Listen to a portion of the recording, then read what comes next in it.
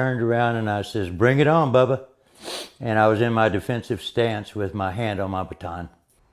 The intense exchange got so heated, police were called. Eyewitness News reporter Henry Ramos with the outburst and this veteran's message. I refuse to not wear the hat everywhere.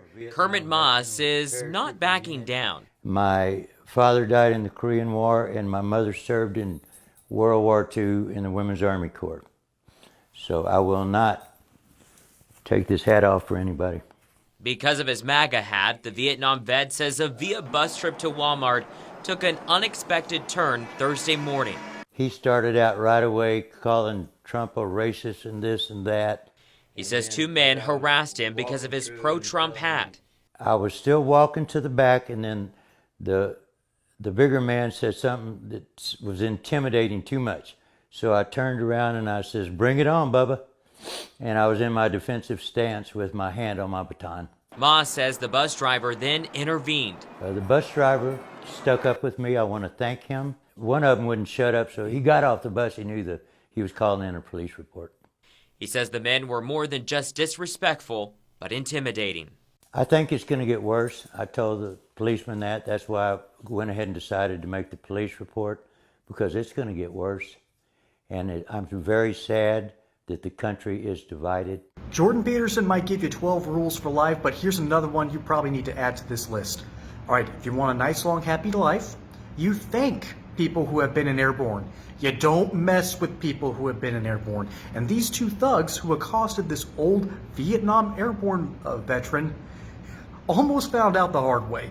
Fortunately, no one loves peace more than the soldier. And this soldier, this ex-military man, who is, I can guarantee, has had some of the toughest training the Army can offer, was carrying a weapon. He did have a baton on him, but he was able to stand down. He was able to de-escalate somehow, despite that these two guys were just trying to get him riled up or trying to get him into a fight. And I think that's what is just happening with Democrats, or at least that's what happened after Donald Trump got elected. The Democrats and the far left went nuts. And here's the reason why they went nuts. It's not just Trump derangement syndrome. It's because they are terrified of anyone remotely right-wing, remotely populist, because they think in their minds that that's going to lead to fascism. And folks, here's the deal. Here's the deal.